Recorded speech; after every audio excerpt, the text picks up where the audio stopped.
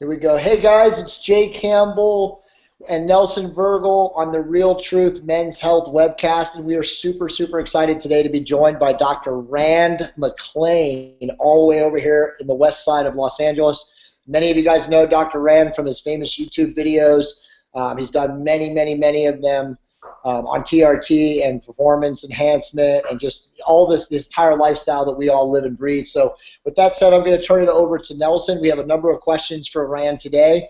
Before I do that, though, if you guys are watching live, you can ask your questions in the right-hand side of the Google Hangout stuff over here on the chat side. So with that said, Nelson, how are you, buddy? Hey, Jay. Welcome, Dr. McClain. Thank you for joining us today. We're very excited. Dr. McClain has been an old friend of ours for a while. He's been in the field for a few years, and he's accumulated a lot of knowledge and a lot of good, people really have high regards for his work. Something I wanted to tell everybody, this video is going to be available on YouTube for eternity, I hope. So feel free to ask questions either on YouTube, or you can go to excelmail.com and post your questions after you watch the video. We can forward them to Dr. McClain. Dr. McClain is actually, if you can talk a little bit about your practice in Santa Monica, that would be great for a few minutes before we have a lot of questions today that I've gathered from Facebook and from excelmail.com. Yeah, no, I saw a few of them, so I'll keep it real brief. First of all, thanks for having me. It's my pleasure. I appreciate the intro. And well, I have a practice here in Santa Monica, and we do sports medicine, we do regenerative medicine. I like to boast that I don't see sick people. I see a lot of people that are looking at optimizing their health, so it makes it a lot more fun. Not that I don't see some sick people, and that we don't have a need for doctors that see truly sick people, but I guess I can never be a shrink. I take it to heart too much when people come in, really sick. So, yeah, I have some fixer-uppers here, but for the most part, guys are coming in and they're saying, "Hey, look, I want to carpe diem. I want to get more juice out of life, or I have a bum shoulder, and I'd like to get back to playing softball in the league or whatever." So I get to do a lot of stuff that is focused on enhancement rather than 26 medications. Really for people that are more ill and kind of have fallen into this system where we've given up. So before I get on a soapbox there, I'll stop there. Let's go for some questions, man. Yeah, well, we have a bunch. I think we have probably 20 questions, and probably even more when people start posting them on the right-hand side of the screen. The first one is, and we get these questions a lot. Some of them, like the finasteride syndrome, the Propecia syndrome, which is basically if some guys have used either Proscar or Propecia either to grow hair or to prevent hair loss or treat benign prostatic hyperplasia or inflammation of the prostate, they've eventually developed symptoms of low testosterone, low libido, low erectile dysfunction, etc. So we get that question. We got it maybe 3 times in the past 3 weeks about how you manage those patients, what kind of workup you do, etc. Well, in my experience with, I guess it's now has its own term, finasteride syndrome. Mm-hmm. I see it mainly with patients that are in that zone. Unfortunately these days, because of stress and other factors, we're seeing it, what I'm calling the zone earlier than normal. I think andropause and para-andropause and perimenopause are defined as roughly 35 years old. That range is when it tends to start, but I'm seeing the results of hypogonadism as early as late 20s now, and I don't see finasteride syndrome, as my point, before people start having symptoms of hypogonadism. If you look back on the boards that I've looked at, okay, and I'm just giving you my clinical experience. I look at it as people have already started developing signs and symptoms of low T, and then they sort of push themselves over the edge because the last bastion of hope, if you will, the DHT, is then eliminated by the use of finasteride, and then they go, wow, look what this finasteride did to me. I had a patient who came in his late 20s with such a syndrome, and we didn't have any problem getting getting him back to normal, if you will. I don't mean to say normal, getting him optimized again when we identified the fact that he had hypogonadism, and of course we took him off the finasteride. I haven't seen any permanent damage either caused by finasteride. Again, this is just in my practice. So 2 points, I guess, to keep it short is, one, most of the cases I see where people or finasteride is being blamed, it's concurrent with someone heading into that period in life where they've got low T, and the use of finasteride is sort of, is a straw that breaks the camel's back. And again, I've never seen it where people have not been able to reverse the damage attributed to finasteride. And I know that sounds contradictory because it is. I don't think there is damage. So one question, just now that I get more or less your feeling on that. Do you have any guys on testosterone replacement taking finasteride or Propecia, actually low dose finasteride for hair loss prevention? Do you have any of those, and are they feeling okay? That's just, Yeah, no, and in my experience, that's another point. I've seen probably in say 10,000 patients, maybe fewer than a half a dozen that actually speak up and say, you know what? Since I've been on the therapy and you've included the finasteride, more importantly, I feel like I lost my mojo. And I say, well, really? You think it's since the finasteride? And okay, let's try pulling you off it. And within 2 weeks, they say, okay, yeah, now I'm fine again. And that's really, that's a small percent. When I say 10,000 patients, half of whom are men, so let's call it 5,000.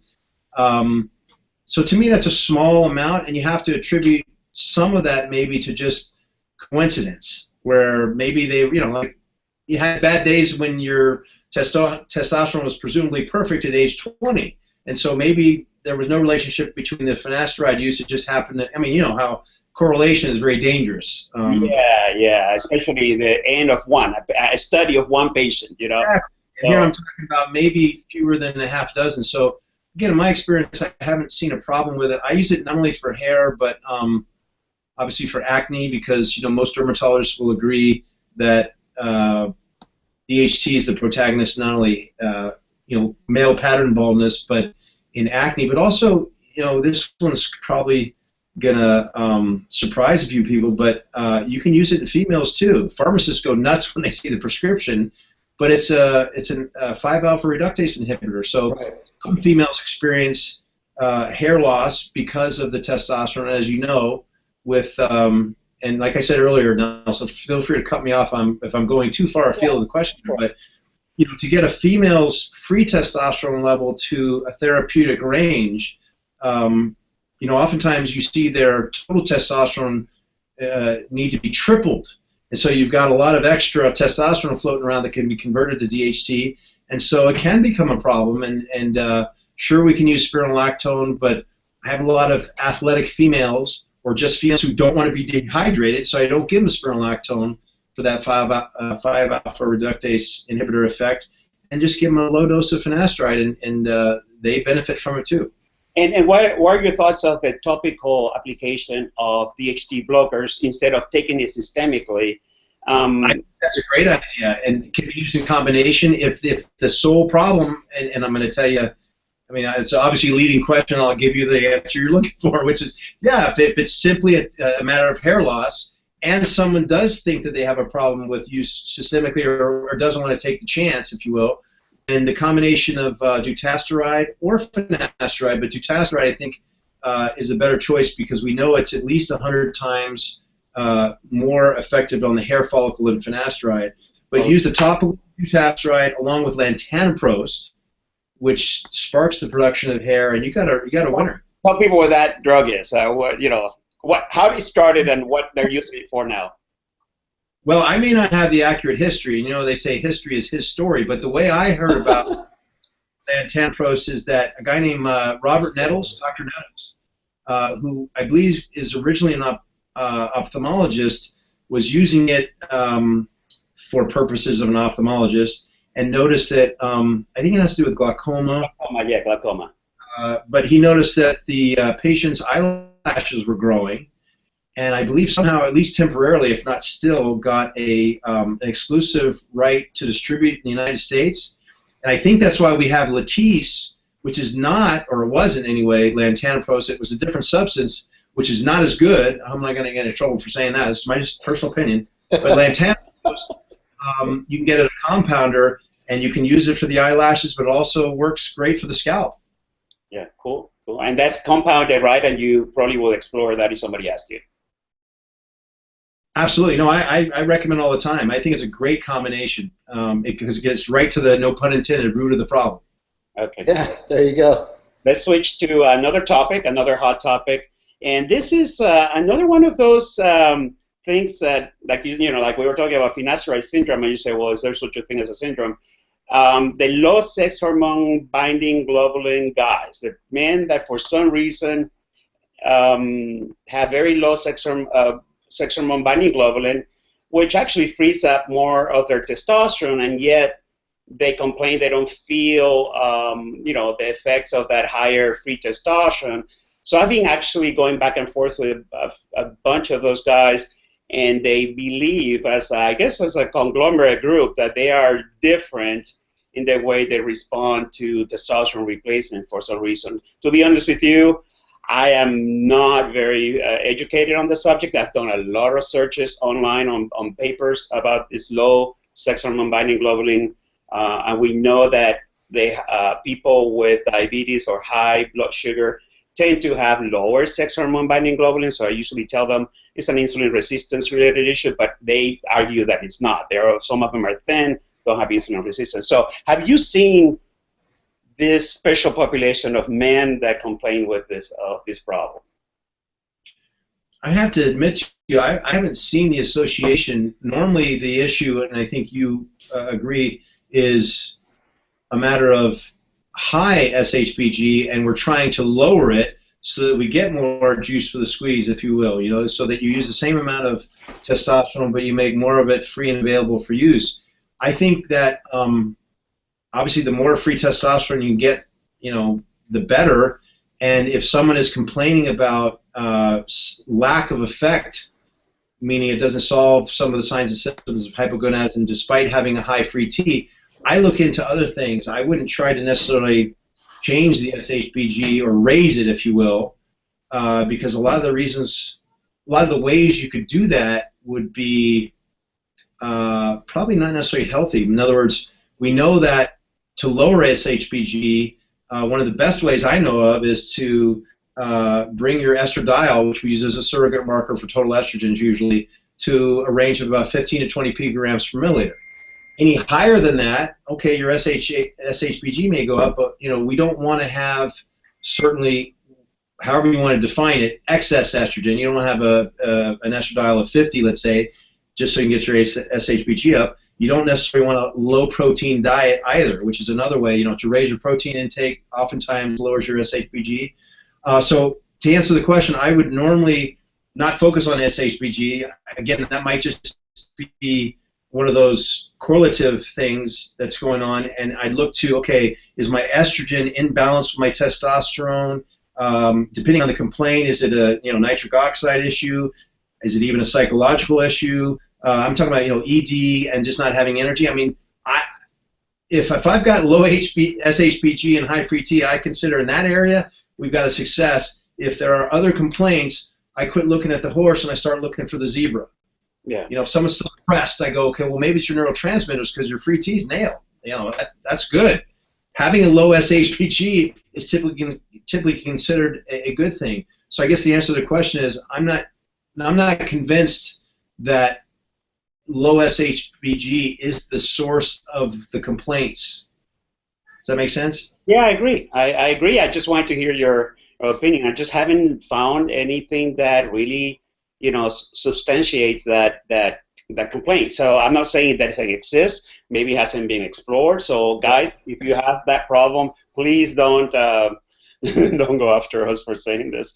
But, it is really puzzling. So anyways, Jay, you have a question? Yeah, so I just back to that, though. I think there's just outliers, I think, in this whole realm. I know that we see these guys online probably a lot more than, Rand does in his clinical practice. But question about HCG. And this is from one of the guys on our board. His direct question are, your thoughts on HCG excluding its well-documented use for fertility and testicle size. So I guess before you answer, Dr. Crisler and I debate the usage of HCG, and we go back and forth on it. I mean, obviously, again, outside of the fertility, for guys that are trying to, maintain motile sperm and whatnot.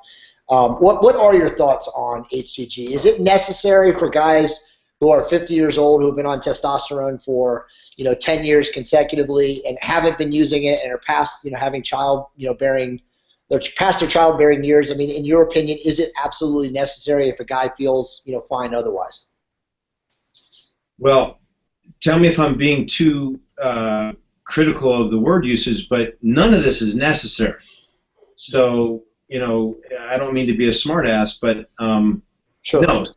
HCG, in my opinion, isn't necessary. I typically prescribe HCG for two reasons.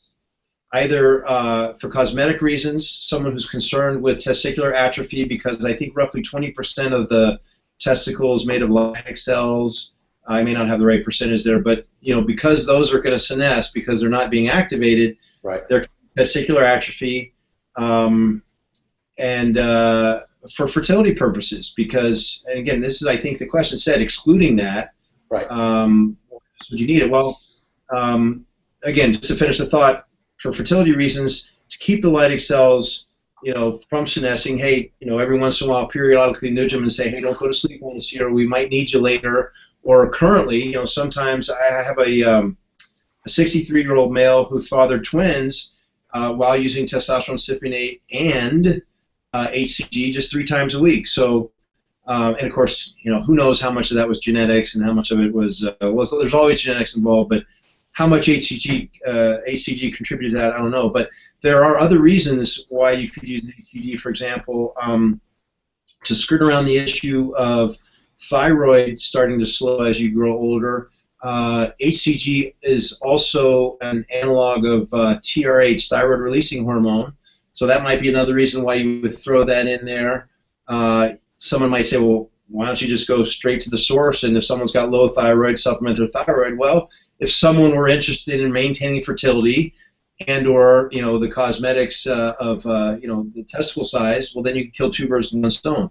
Other than that, I should definitely jump on the Hcg diet thing, not to spend a lot of time on it, but several studies have shown that that's a bunch of baloney. Right.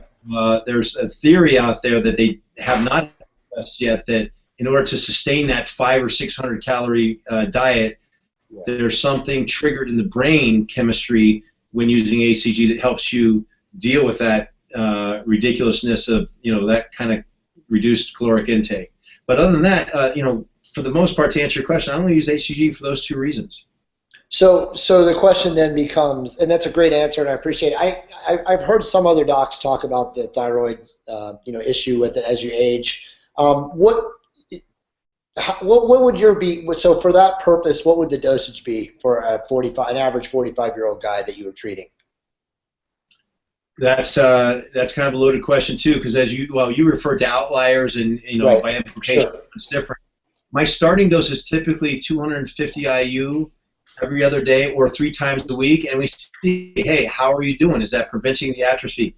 I tell guys to look out for the signs, which don't always occur, or the symptoms, I guess, in this case, where typically I find that when the gonads begin to shut down in a male, you'll have some testicular pain, right. And when they restart, you'll feel a little bit of testicular pain. So I tell them look out for that, and of course they're very aware typically of their own testicular size. So if it does the trick, I'm stating the obvious, then we keep with that dose. If we need more, we can. I think the general consensus is that no more than 500 IU a day of HCG will keep the Leydig cells from desensitizing. That's what I was just going to ask you. That was my next question. So okay, good. Because I mean, I've seen some research that says that too much for too long could cause that issue. Do you agree with that? I've never seen it, but I can't say that I've ever. Well, I can say that I've definitely never prescribed that, because what I'll do, just to be not necessarily conservative, but to make sure there's not a chance of that happening, is, and this is very unscientific. When you hear me say this, you'll understand what I mean by it. But I'll say, okay, go ahead and utilize the bottle of 11,000 IU at whatever dosage prescribed, whether it's 250 IU or 500 IU. Run through it, and then take a 30-day break. And typically that will allow the Leydig cells, or prevent them from being desensitized, but also keep the main function, the primary function of doing this intact, meaning the testicles won't atrophy that much, if at all, and you'll maintain the fertility. Remember, the life cycle of a sperm cell is 74 to 76 days, and without getting into too much physiology, the Leydig cell has to prime that Sartori cell. So normally, if we've regained or kept fertility, having that 30 days off, you won't affect your fertility that much of it all. Yeah. I think there's, we discussed this a lot, but I think there are other benefits of HCG, at least one more that I do see. Obviously, I have my own biases. I've been on testosterone replacement for, 27 years. I'm an old fart. Basically 58 now, but after a while I just didn't feel the sex boosting or the libido boosting effects of testosterone, and HCG really rescued me when it came to. So when I do forget to use it, I really feel a difference. So maybe for long-term users like me, because I've been a long-term, that's why I wrote a book, because I've been on this thing for so long. But, well, I don't use it. I haven't been on as long as Nelson, but I've been 15 years and I don't use it. Yes, I used it when I had my children intermittently, and I agree with everything you just said, Rand. And I think honestly that was one of the best answers I've ever seen on video that a doctor gave about HCG. I know a lot of the guys are going to like that. But with Nelson, so I actually am same mindset, Nelson. Like, I'm hopeful that if I eventually start suffering some form of sexual dysfunction, that I can use that as another adjunct to throw into my regimen. Yeah. Yeah. So should we jump into another topic? Is that okay? Sure. Yeah. This is obviously pops up every time. The management of estradiol, the use of an anastrozole or another aromatase inhibitor. Tell us a little bit about your different protocols you use, how you manage. Is there such a thing as high estradiol in men on testosterone? Men that don't have gynecomastia, don't have some of the alleged, because I really think it's alleged symptoms of high estradiol. Is that something that is automatic also, which I don't think it should be, but a lot of doctors, a lot of clinics are putting people on anastrozole at baseline. Right. So yeah, just tell us what you usually do, what you believe in your clinical practice. The most popular. I'm one of those doctors. I'm definitely one of those doctors. I will put you on what I call a prophylactic dose of anastrozole from the get-go. Anastrozole is my favorite because it's an aromatase inhibitor, which I think is a much more elegant way of doing it. First of all, because you're preserving the very thing you're trying to increase by blocking its conversion into something that you're trying to regulate. And so I think that's, and also because, we believe that we've identified all the receptors, and maybe we have, but the idea of blocking the receptors and the idea that we have a drug that blocks all of them, Clomid works very differently than tamoxifen. So I just like to avoid that altogether. In general replacement therapy, and I don't want to go too far afield of the question here, but just from the get-go, I generally try and keep that estradiol level, as I said, at that 15 to 20 picogram per milliliter mark, and avoid what I consider excess estrogen symptoms thereby, which are, in my opinion, excess water retention, fat retention, moodiness and irascibility, and of course we know that all men have the genes for prostate cancer. In fact, in the U.S., as of today, every male who's age 82 will have prostate cancer. Right. That deserves a pause. I stop grand rounds and say, "Excuse me," you say everyone, because that's mind-boggling to me, and I realize why we don't talk about it too much, because life expectancy in the U.S. Today is only 78. But just because it means, just because everyone by 82 has it, doesn't mean that some people won't get it at age 50. And we know that the protagonist in activating those genes is estrogen. My thought is always, look, why take a chance of ruining the party? Now, I hear you, Nelson, if you're taking the opposing view, that there can be some life quality issues that occur, certainly when you oversuppress estrogen.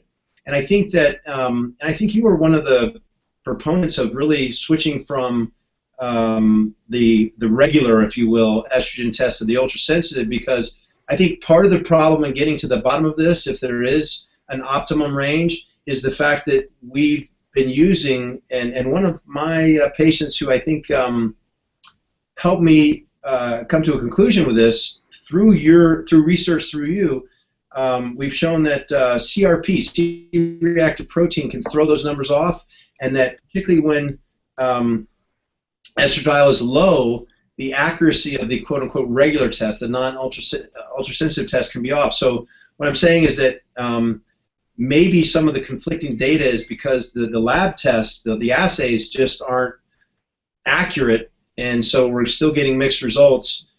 You may be right about the estrogen, but I think at the end of the day, no matter what, we'll find that it comes down to robbing Peter to pay Paul. I liken estrogen to oxygen. Without oxygen, certainly, for about 5 minutes, typically, unless you're trained really well, you're toast. But if nothing else kills you on the planet, exposure to oxygen will. I don't know anybody who oxidizes, because normally something else kills us first. Estrogen is the same way. We know that too much of it eventually will kill us in the form of prostate cancer, okay? But we need some. We need some for brain health, for cardiovascular health, for joint health, and definitely for sexual health. There's a balance that's needed there between testosterone and estrogen, and I've seen a lot of complaints with regard to sexual function be solved by just adjusting that ratio. Right. So a basic question that I have not been able to get. Well, we've had 4 doctors right now on Hangouts, and it's a basic question, and I'm sure you're probably going to answer it because I think you're forthcoming in your opinions. If somebody comes to you on testosterone replacement, obviously a new patient that just transferring from another clinic, and I'm sure you get a few of those, is holding water, and you put him on an anastrozole, do you actually have you seen in your practice decreases in water retention, improvements in sex drive, erectile function, when somebody, let's say 30 picograms per milliliter of estradiol, and you put them on an anastrozole, bring it down to, I'm actually kind of surprised your range is very close and very low, 15 to 20. But anyways, have you actually seen symptology improvement with the use of anastrozole after the fact? Not when you, obviously if you start them at baseline, it's different, but if you have somebody that comes to your office already on testosterone, not on anastrozole, have you ever had that experience? Absolutely. That one's easy to answer. And if any of my patients are watching this, please call in or write in or whatever the protocol is. Shut up. I leave patients with this joke. I'll tell them that I'm putting on what I think is a fairly aggressive, prophylactic dose of anastrozole, which is 1 milligram every other day when they get started with, 1 cc of testosterone cypionate once a week. That's my beginning protocol. But if they notice signs and symptoms of excess estrogen, the ones I just mentioned, I say, don't call me, take another anastrozole, and then call me. Because, typically that's the reason in my experience for the excess water. To get gynecomastia, that's normally not the first thing I see. But again, who cares what normal is? I have seen plenty of cases where the first symptoms of excess estrogen are nipple tenderness, and someone will say, you know what, I can feel it, not necessarily a mass yet, but I can feel the tenderness. We increase the Arimidex, and sometimes I'll throw in tamoxifen just to get right on it, literally almost immediately, to block the receptor, and those symptoms go away. But for example, for a typical, let's say, 220-pound guy, who's holding water because they were never put on an anastrozole to begin with, or it's not covered enough. And to use numbers, Nelson, I'm not sure I see that much of a difference between 30 and 20, although arguably that's a 50% increase above optimum. But certainly, from 40 to between 15 and 20, a 220-pound guy might drop 5 or 6 pounds of water in 1 week, or actually even within 4 days. So I can, without hesitation, answer that question. I've definitely seen that oftentimes in my practice. Oh, hey, that's all I'm asking, really. I'm not asking for scientific papers. So thank you. Awesome, awesome. So jump into another question real quick, Rand. And guys, there's a lot of people watching. Again, we have a question that's already come in on the side, but if you have a question for Dr. Rand, just put it up in the right-hand corner and we'll get to it. So a good question we have, a guy writes into our group. He has a neurological disorder. He was diagnosed with Tourette syndrome. So he has anxiety, depression, and OCD. He's been battling it for a long time. He wants you to know. He wants to ask you if there's benefits or side effects that may or may not occur using tea coupled with that disorder and the imbalances of dopamine and norepinephrine. That one's, I saw that question and I did a little bit of research, not enough because I don't have an answer, but what I tell people in general is that testosterone will give you, if you have a deficiency of it, okay, to start with, so if we're talking about hormone replacement therapy, will give you more energy to be who you are, or were, however you look at it, okay? With OCD, with Tourette's, and I have patients in my practice with those two diagnoses. I didn't see a change I haven't seen a change with the OCD patients, okay? If anything, I would say it probably makes OCD more strong when it becomes an issue, if that makes sense. Like when your back goes out, 95% of the time, we know this from studies, it's the psoas muscle typically, or iliopsoas in spasm. Well, because you're bigger and stronger, when that muscle does go out, it's even worse. Same analogy here. I think that when I see OCD patients on replacement therapy, it tends to exacerbate the OCD. Tourette's, I don't have as much experience with, but I would, and this is simply a guess, or I like to say that my hallucination is that it might exacerbate it. However, one caveat in all that is, there's an interaction between these hormones and neurotransmitters. As we know, testosterone is a natural antidepressant. So if someone has rectified their low T and has a better sense of well-being, maybe their sense of OCD will be reduced. The Tourette's, again, that really doesn't apply as much, but I'm sorry, that's kind of a lame answer, but I don't think we don't have, at least in any studies that I've tried to dig up, we don't have anything that gives us an answer on that one yet. Well, I like your answer that, if there's a clinical need, that, testosterone does solve a lot of issues. We all know that, especially when guys are balanced out. Nelson, you want to ask the next question? No, why don't you ask a question about metformin, since that's kind of been your topic of discussion in your group lately. I do have my own, obviously, views of metformin. Sure. The positive side, but yeah. Yeah. So Rand, I know you probably have watched and you've seen, there's been a lot of positive, media coverage really this year, subsequently, and then obviously the life extension. The LEF people are huge proponents of metformin and have been for more than a decade. But it's obviously coming more to the forefront in the mainstream now. So, we'd like to know your thoughts on metformin. Do you prescribe it in the average patient that comes into you who doesn't off-label, obviously, who doesn't have a clinical need, doesn't have insulin resistance or anything? So what are your thoughts? Just your big picture thoughts on metformin. Well, I appreciate, and again, I don't mean to pick on your words, but who cares about my thoughts? The evidence is there. I mean, there's no question that metformin can help a lot of people, not just diabetics, but there's an association between lowering your blood sugar, as metformin does, but really more to the point, the mechanism of action with metformin is with regard to AMPK. Sure. Okay.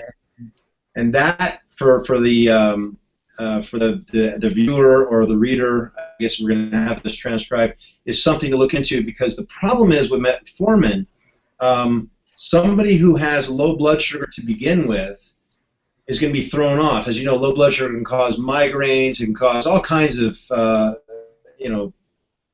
cold sweats, adrenaline rushes, because you've dropped your sugars too much. Right. Not everybody can take it. Also, gastrointestinal discomfort can occur because you're blocking the absorption of sugar in the intestines, so you can change the bacterial component of your GI, and particularly some people already have some form of IBS or imbalance in there. So not everyone can take metformin as a take-home message there for a number of reasons. So great. So we have products that will activate AMPK, which gives us the same result in the end, which is to improve health. We want to avoid certainly excess sugar in the bloodstream because of the glycation, which is a fancy way of saying connecting sugar to something else, or protein.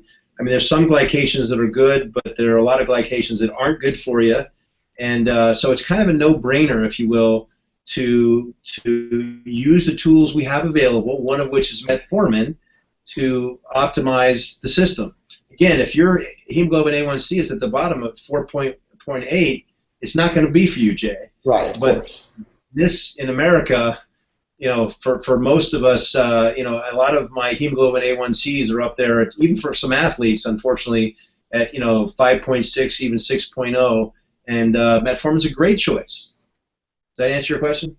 Yeah, it does. When you see a person with an A1C of 5.5 to 5.6, and they're on testosterone or regenerative medicine, I mean, is your normal dosage for an average guy, 175 pounds, 160 pounds and up, 500 milligrams AM PM, or I mean, do you have a different dosage in the way you prescribe? I'll go up to 1,500 milligrams if the patient will tolerate it. Right. I start at 250 milligrams in the morning for the first couple of weeks and see how they tolerate it. Then go to 250 BID, morning and night, and work up into 250 milligram increments until we get to a place where, according to the numbers and according to the symptoms and signs with the patient, we're comfortable. So that's not being very specific, but I am giving this range. And certainly that part about ramping your way up is important, because some people don't tolerate it if you jump right in, even with something as small as 500 milligrams once a day. But if you back it down to 250 and work your way into it, you might have someone who you thought couldn't tolerate it who actually can, if you just give the body time to adjust. Yeah, the one thing, Nelson, I want you to jump in here and offer your thoughts on. The one thing that I see with it, and I've been using it myself for a decade, is it does have the ability to deplete B vitamin and sometimes a little bit of folate. Do you see that also in your patients? I mean, do you recommend like vitamin B shots, or even a good strong vitamin B complex when you're taking metformin? That the side effects of metformin are, you have to address the side effects. Every medicine has a side effect. Sure. Every medicine. Some good side effects, some bad side effects, but everything has a side effect. With PPIs, it's calcium and B12 absorption with metformin, the ones you mentioned. So yeah, you look out for that. One thing that, since you brought it up, side effects, metabolic acidosis. I've never seen it. Right. I understand that it's a possibility, and they put it in the literature, probably mainly for legal reasons. But for medical reasons, you have to watch out in someone who has kidney problems. Sure. But those aren't the patients I see. Again, and probably the ones that you're talking to either. When you're talking about using it for rejuvenative medicine, these patients typically have very healthy lifestyles, very healthy kidneys, so metabolic acidosis is not an issue. And I've asked my athletes, the real serious athletes, hey, did you notice a difference? Did your workout suffer? And not once have I heard anybody say, oh yeah, I got gassed early or anything like that. So I just want to throw that one out there, go on record, however you want to put it. Again, all in my practice, never seen it be a problem, but I know that's on the label, and it's a fear of a lot of people. Oh, wait, that's a big risk. I haven't seen that. Well, one other thing before you jump in, Nelson, and it's part of the question I should have asked you, and I apologize. A lot of people in the bodybuilding fitness realm, and of course this isn't about bodybuilding, but their mindset is metformin has an issue with it's rate limiting with mTOR and with signaling. And do you have any thoughts on that? I mean, my thoughts are, for the research I've read, that for guys that are on a clinical dosage of testosterone, that's not going to be an issue. Like muscle, like less muscle hypertrophy, yes. Thyroid effects on the thyroid. Yes. Right. Well, you might be saving a life with that, and that might be part of the reason why metformin has such good effects. For someone who's looking for hypertrophy, they want increased expression of mTOR. For someone who's trying to live longer, right, you want to increase expression of mTOR. So, as in so many things, and I mean, this opened up. I'll make this short because this is a huge topic, but it can be summed up quickly. There's always, we just talked about side effects. There's always a balance of something here. We're all going to go one day. We're trying to extend that, okay? But I like to use the example of two examples in my practice. The carotid artery is a straight pipe with a bulb in it. So unless you're a total couch potato, even if you that eats correctly, okay, if you're an athlete, the way I want to put it is, if you're an athlete, you're going to have a high likelihood of a speck of plaque buildup in there. Why? Because plaque is a result of inflammation, and because that little bulb there, and you're moving a lot, you're going to create turbulence. You might have some inflammation. Yeah, we'll know more about metformin also. Is what I'm trying to get at. There's no perfect answer. You just have to decide, okay, what works for me? You can eat the best food on the planet, but you're going to wear your teeth down. If you want perfect teeth when you die, then you can't eat. You can't chew anyway. So you got to weigh, okay, how much mTOR do I want to increase the expression of so that I look good while I'm here, versus for an ectomorph like me, it might be something I say, I want to risk more early death chances, and have more hypertrophy, or not. I don't know, but right, you understand my point. I hope I'm ADHD in here, but there's definitely a pro and a con to increased or decreased mTOR. So it's an individual consideration. We'll know a lot more in 2 or 3, I guess 3 years. There's a huge ATTAIN trial, placebo-controlled study being funded by the U.S. government by taxpayers' money on metformin for longevity, because we have some good data on diabetes, on how basically metformin has extended lifespan for those patients. In HIV, we've done some work with metformin for visceral fat reduction that is related to HIV as a disease, and also the medications that we take for HIV. And we've seen some encouraging data that it actually could decrease visceral fat in the organ, because it decreases insulin resistance, which is very common in inflammatory illnesses like HIV or multiple sclerosis, etc. So I think I'm really interested. I'm following that drug a lot. I think we just have to just be aware of the GI gut effects, diarrhea or discomfort, the vitamin deficiency, B vitamin deficiency issue. We can fix that, I guess, with taking something. So I think there is something to it. I think there may be an effect on fat cells, maybe by decreasing insulin and glucose. But will it hurt somebody taking it when they don't need it? Unless they, like the doctor said, if they have low blood sugar, obviously that's a danger there. So I'm cautious, and yet I obviously have my strong biases for metformin. I was taking it for a while. I'm actually don't take it now because I did have some GI issues. I have a little bit of IBS, but I think even with growth hormone peptides, or anybody who's trying to lose visceral fat, it may be actually something to look at. We're actually looking into a study of using a growth hormone releasing hormone for HIV visceral fat and adding metformin to that protocol to accelerate fat loss in the gut area that causes a lot of the metabolic issues. But anyways, enough about metformin. We can probably move on, right, to another topic. Yes? Dr. Rand, I wanted to specifically, because we had, as I said, a few doctors here. They all have been great. Everybody has their own, obviously, approach, and that's what's so beautiful about medicine. A lot of you guys are cutting edge. You're dealing with a field that is emerging. Most of you don't take insurance, so you have a little flexibility on off-label use. So what different things are you doing, are you using in your clinic that you probably like to have people know about that are exciting and upcoming? Well, first comment, yeah, the joke is you ask 10 different doctors and you get 10 different opinions, but the truth is there's more than one way to skin a cat. Some people like the pellets when it comes to TRT. Some people like the cream, some people like the injectable. So you get the point. I mean, there's not necessarily one right answer. Just like everyone is individual and might have their own reasons for it. I have my preferences, and I'm sure other doctors have theirs. In terms of what's going on out there, this is probably, no, not probably, this is the most exciting time in medicine.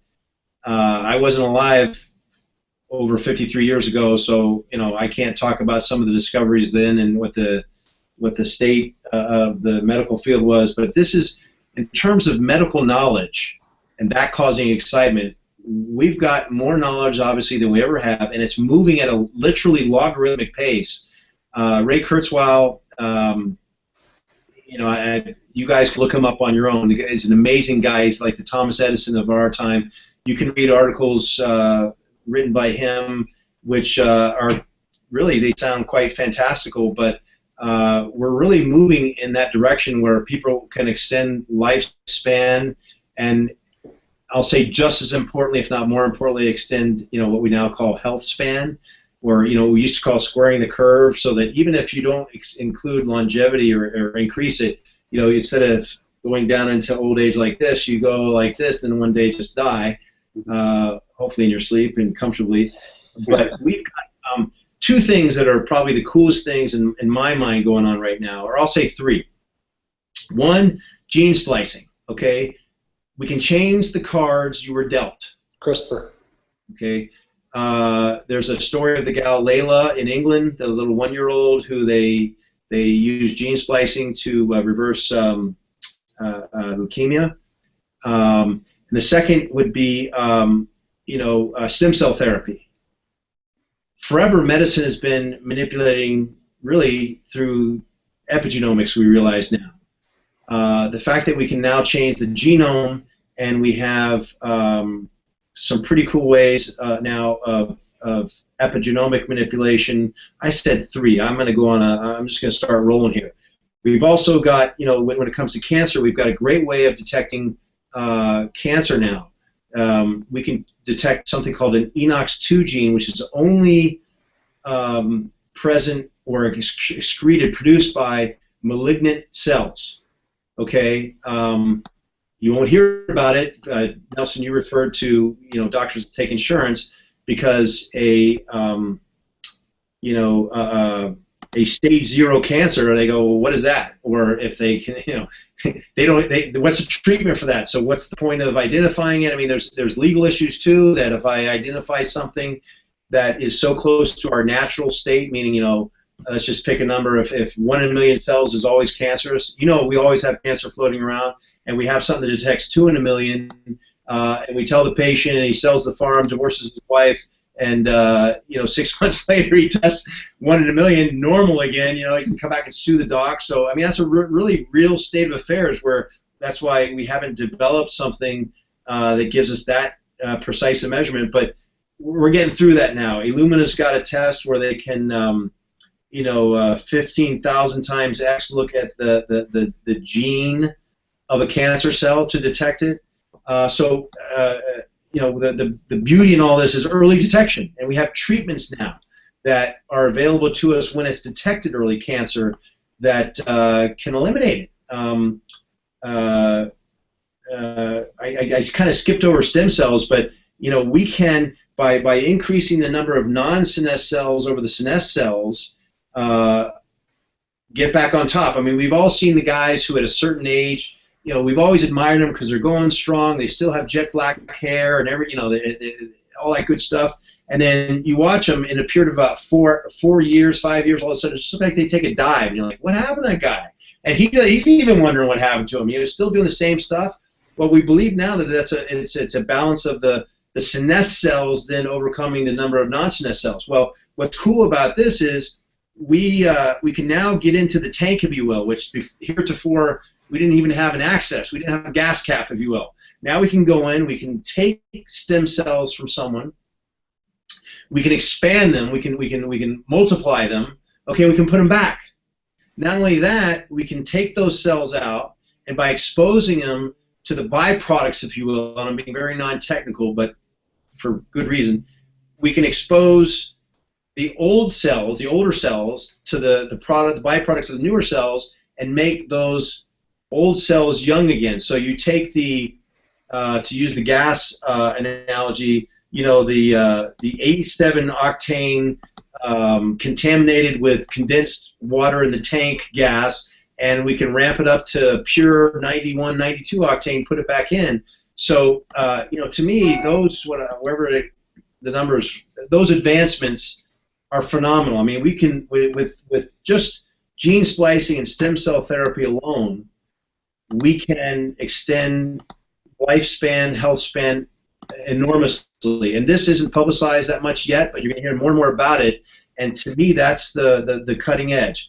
Eliminating cancer, I think, would probably fall into that category of well, kind of a mixture of the two, where the genes get mutated. We can jump on them early now through early detection and correct the situation. So, oh, the other thing I didn't mention, I'm sorry, just one more quick plug for targeted immunotherapy. Instead of beating up the body with radiation and chemotherapy, we've designed things now where we can go in with a virus or something similar that knows to go to a specific cell, attack that cell without attacking the good cells, and defeat disease. So, okay, I'll zip it. Well, my question was more related to your practice. I mean, not to the field of medicine, and obviously, I agree with all that. The gene splicing, the CRISPR-9, I mean, cures for diseases are coming up. But in your practice, something that you're using that is not common knowledge out there, anything that you'd like to the audience to know about? Things Sure. I mean, of those, I don't have anything to do with gene splicing. That's way above my grade. Great. Stem cell therapy is you know, the use of apheresis blood has you know, they've used that to treat cancers, you know, bone marrow transplants since the 70s. That's legal. You can remove the buffy coat, which contains all 3 stem cell types, and you can store that. And the younger you do that, the better, although I said now we have technology that will allow us to, and you can read this, you know, they connect 2 mice together and make them younger. But we have the ability to make those old cells younger, but hey, why not skip that and bank your cells as early in life as possible, and you've got a certain form of health insurance for down the road. In this country right now, unfortunately, the FDA has written rules that say to do more than minimally manipulate the cells, you then redefine our own stem cells, and I am rolling my eyes, as a drug. So we can expand them here in the U.S., but we have to infuse them outside the country, okay? And the only ones I'm kind of backing into the other type of stem cell that we can harvest is those mesenchymal cells that occupy the perovasculature and the fat.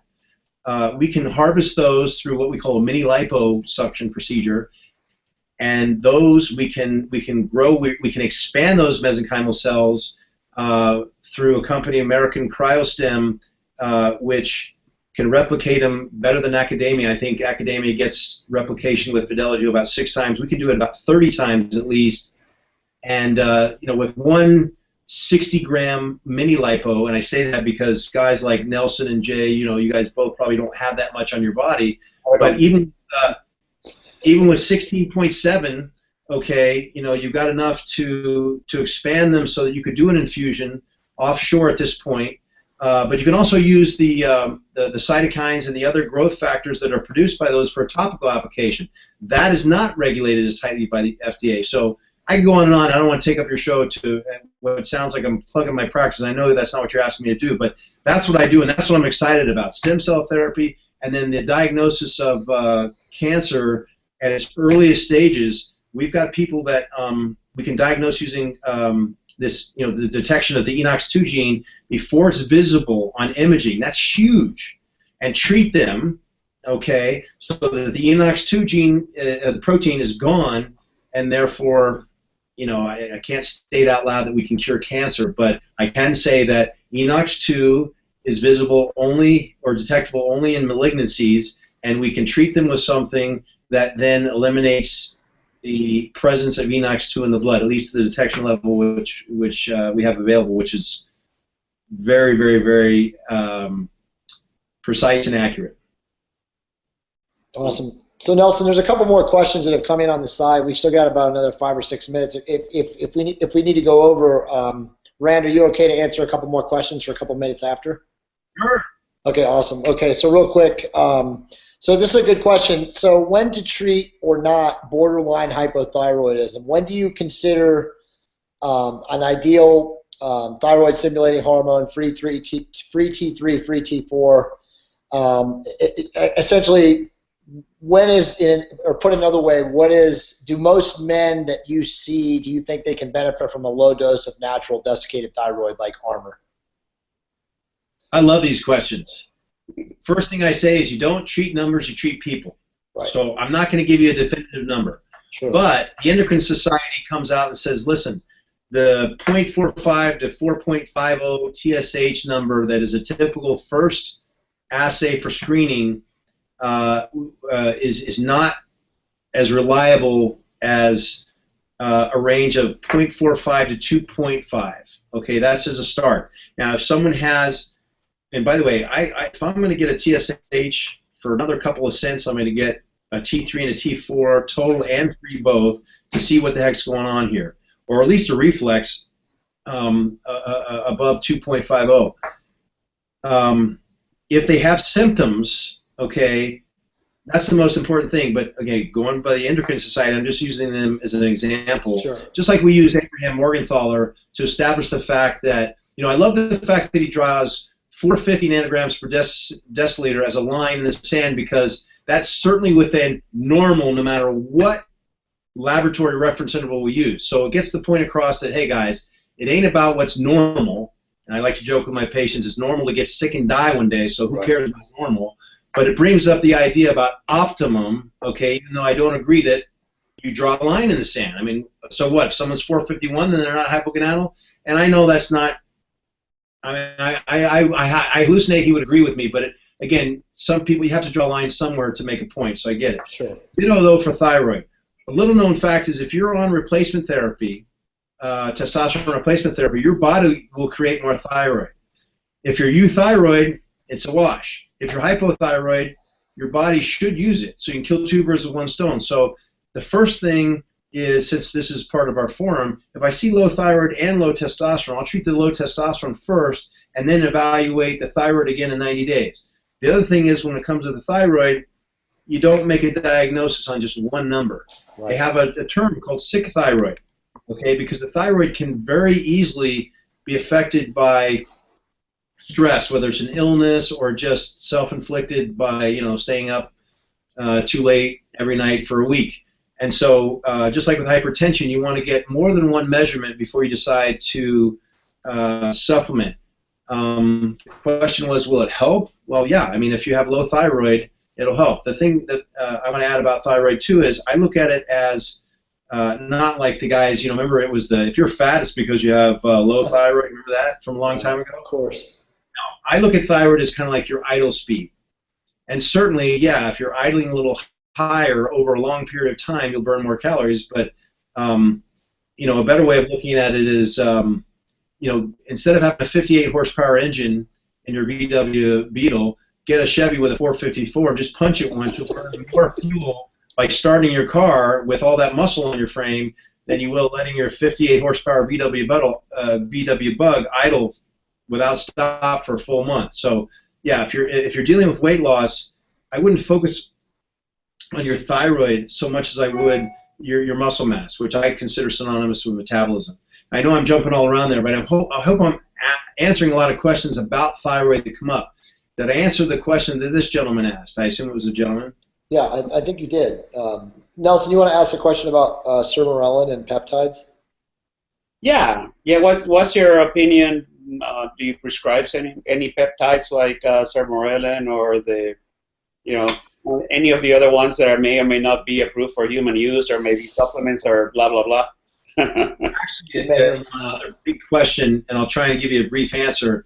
As you know, I think we all know, or actually I'm surprised how many people don't know, including doctors, human growth hormone is the only FDA-approved drug that is not approved for off-label use. Right. There's 7 listed uses, and then they add an extra line, they meaning the FDA as of, I think, February 2011, that says not to be used for bodybuilding, cosmetic, or weight loss purposes, I think. Right.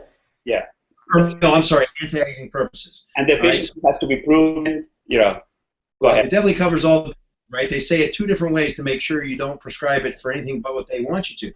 But in my opinion, and this is just my opinion, I'm not saying that there's studies that bear me out here or anything, but A, the cost of growth hormone is ridiculous, okay? B, the fact that you're overriding the system with exogenous growth hormone. And we, Jay, again, I'm going back to your point that you've got outliers, and I argue that the Gaussian curve is a little flatter. It's not really a bell curve.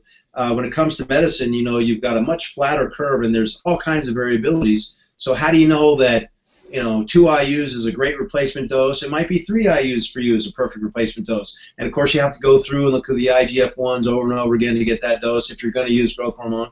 Why not use something that self-regulates? It's part of a negative feedback loop, and Sermorlin's legal, okay, to prescribe. I understand now that the GHRPs, those peptides, are also legal. So absolutely, a combination of a growth hormone releasing hormone channel, which is one way of getting a pituitary to release growth hormone, and the ghrelin pathway, which is really through the stomach.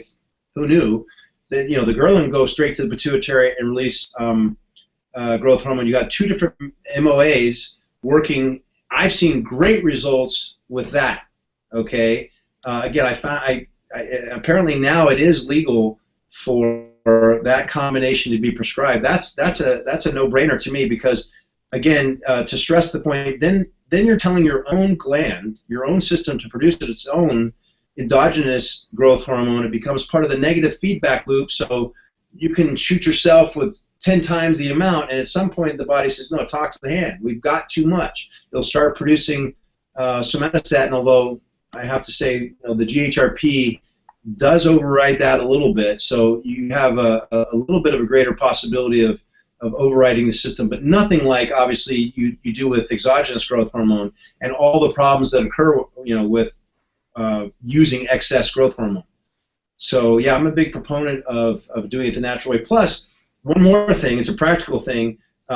It's appealing to know that you're taking that prune, if you will, and turning it back into a plum, and so that every night when you naturally produce it, you're getting more juice for the squeeze. But how about when you go to Vegas for 4 days, and you don't want to bring your growth hormone with you? Certainly, you'd have to, though, otherwise you're not going to get any growth hormone for 4 days. But you don't want to bring your Sermorlin/GHRP either. Well, big deal. You've already recrudesced the gland. It takes a few months to get the gland, recrudesced anyway. It's going to take, more than a 4-day vacation in Vegas for it to shrink back down. So you avoid that possibility too of missing your growth hormone for those 4 days. So just one question from that then, because you just essentially answered it, but what is your dosing protocol for Sermorelin for average guy? Do you do like 3 or 4 or 5 days in a row and then 2 days off, or are you all 7 days, or how do you do that? Well, I look at it the same way as I would, and I know it's not the same. I refer to the testicles as diesel engines and the pituitary as a gas engine. You can get the pituitary fired up right away, but still, if the IGF-1 is already, say, 265 in an old guy like me, leave well enough alone. Right. Is my first response. Now, someone, I'm a registered libertarian, they say, well, I want it like it was when I was 20, and I want to see, 325.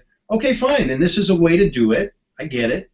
But Richard Walker came up with initial protocols a long time ago. He's the father of this, at least of Sermorelin, I'm sure. I think the beginning dosages were like 200 mics. And I don't know if I'm sure the pharmacies are still producing the same good stuff, but now we're getting up to a full milligram, sometimes 2 milligrams to treat lipodystrophy.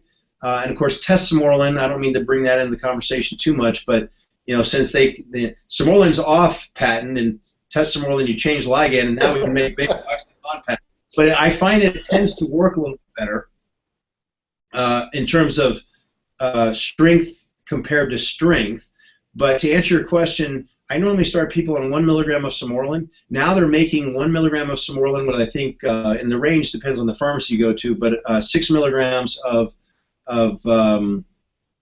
sorry, 15 milligrams of Sermorlin with 6 milligrams of GHRP2, and I think that's because the 6 tends to, I think you have more of a chance of producing prolactin, and certainly more of a chance of getting an increased appetite with GHRP6. And again, people will say, oh no, it's much worse with GHRP2 in terms of appetite than 6 for me, but in general, and I think that works out to what, 1 milligram of Sermorlin at night with, we do the math, like 400 mics of GHRP2, which is a lot. A lot of money too. Well, it's a lot cheaper than growth hormone, right? That's true. Yeah. Okay. One last question. Let me ask one more question. I don't know if you actually test for upstream hormones when you are prescribing testosterone replacement. There is some. I saw a reference or two that in some users, in some men, they're using testosterone and/or anabolic agents. Their pregnenolone and even their progesterone, some of the upstream hormones tend to decrease to low levels, and nobody's really looking at that. Dr. Chrysler has this belief of backfilling the pathways. We go back and forth arguing about that. But what are your feelings about that? About upstream hormones and monitoring and treating? If I may, just what do you mean by backfilling, and what does that entail? Well, we would prescribe pregnenolone, a little bit of progesterone, with a testosterone replacement because he sees a decrease on the upstream of these hormones are cascading down to testosterone, and people tend to sleep better, they feel better, they have better mood. So I do see some, I've seen two references that do point to, there's a study that actually tested pregnenolone, which is an upstream hormone in the cascade, and progesterone, and found it to be low in testosterone users. And whether or not those two hormones are also, they have a function, and we are suppressing them by providing the testosterone at the end of the cascade. So that's obviously something he's looking at, and some doctors are prescribing either oral or transdermal pregnenolone with even the HCA. So there, as I said, I talk to every doctor has a different protocol for everything, which is, I definitely feel very interesting. Yeah, no, well, again, you ask, well, I'll just give you my feeling. All those hormones have their own effects. You remember that the end-all, be-all is not testosterone. Pregnenolone can help with cognition, can help with your appreciation of color. I mean, all kinds of things that might be considered esoteric to some are really important to others. I live in LA, which is, there's a lot of artists here, and to lose your appreciation of color would be not that LA is the only place that has this, but obviously it's an artistic town. That's a big thing. And who cares, if you're an MIT student or something, maybe, cognition certainly matters to you, so that's an easy one. DHEA governs the immune system, helps reduce inflammation, provides energy. But I guess progesterone, works on the GABA receptors. We know that low levels of progesterone in men, not just women. The women I won't go into because we know about progesterone opposing estrogen for years, but we know that in small doses of progesterone can help protect the prostate. So I definitely, my basic panel includes pregnenolone, DHEA, progesterone, testosterone, and at least E2, sometimes E1, 2, and 3, because I want to look at them all. Now, treating them is a different story, though. If you plug one hole, because it's a cascade to which you referred, you may find that in the short run, DHEA may increase because now it is not being converted to the shortage of testosterone. In the long term, though, you might see what I think you alluded to. I think you say you see more often is that those upstream hormones dry up. So I like the scientific, well, making it sound like it's a better method. My method I think follows more the scientific method of changing one thing at a time and then seeing how you react. So if testosterone is clearly low, and that's what most people come in for. You don't get people on pregnenolone and they go, "Wow, doc, I feel like Popeye who just ate my can of spinach." Yeah. Testosterone is what makes the big difference for most people. They don't go, "Oh, I took the pregnenolone and boy, I can see red a lot better now." But so we focus on that typically because that's what the patient comes in for. But then in follow-ups, you can see, wow, your DHA is really low. But I'll ask the question. I'll say, "Hey, do you notice that you get all the colds that everybody gets?" And they'll say, because if they're borderline, let's say, and they say, "No, then I don't futz with it." Why? Okay. It all depends on the number. I'm not going to give you a definitive answer here. I apologize, but I'm trying to at least get my arms around it so you understand where I'm coming from, that there may not be, and there rarely is, a definitive answer, I guess, is what we all know from being in medicine long enough.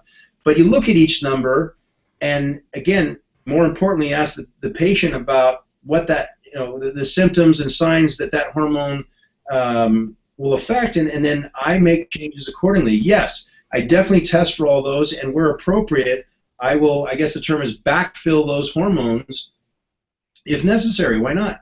I guess I can stop there. I answered the question, right? Yeah. So, Jay, I think we're ready over by 15 minutes. Yep. I guess it's time to say goodbye to all the audience members, the ones that follow us every month. We're going to have, we usually have one of these every month, but we will not have one in May. We're going to take a month break and then come back in June with another, we're going to have another great speaker. Dr. McClain, you have been wonderful. I would really appreciate your input. You're a caring physician. We hear really good things about you. People love you in Los Angeles. People fly to see you. You see a lot of celebrities, so good for you. And for anybody who has questions, Jay, you want to mention your website and your Facebook group, etc.? Yeah, for sure. And Rand, my heart's off to you, man. Thank you so much for coming on today. You were absolutely amazing. I'm actually typing up the Facebook post in a bit. I got to go give us a class here in a little while, but yeah, guys. So reach out to either Nelson or I. We have a really advanced high-level regenerative medicine and TRT group now on Facebook. So for any of you guys that aren't aware of that, you can reach out to either me or Nelson on Facebook, and we'll put you in. It's totally free. Rand's actually in the group. He never contributes because he actually has a practice that he has to manage on a day in, day out basis. But we'd love to have you guys, and we'll definitely have. Yeah, we'll definitely have this thing live on Facebook, and then of course on my site and on Excel Mail literally today. And for you guys watching right now, it'll be live. The rewind will be on Google literally as soon as we hang up. So that's pretty much all I got. We'll have another awesome guest in June. And again, Rand, thanks for so much for coming on, man. And by the way, just throw it out right now real quick. Do you I know you had told us that you're kind of a couple months out, but how can people get a hold of you if they want to, if they're on the West Coast and they want to consult with you? Well, first, let me just say thanks very much for having me, guys. It's an honor and privilege. Thank you for allowing me on your show, and well, I hope it's obvious I love my job, so this is a pleasure for me. And again, thank you.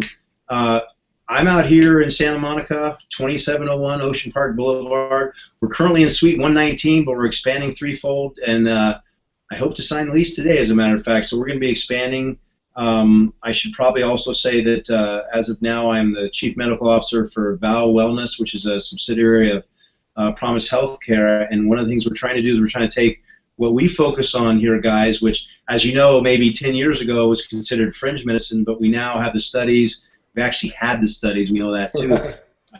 But it's being much more well brought to fore and accepted. And so we're trying to bring it into mainstream medicine through this project.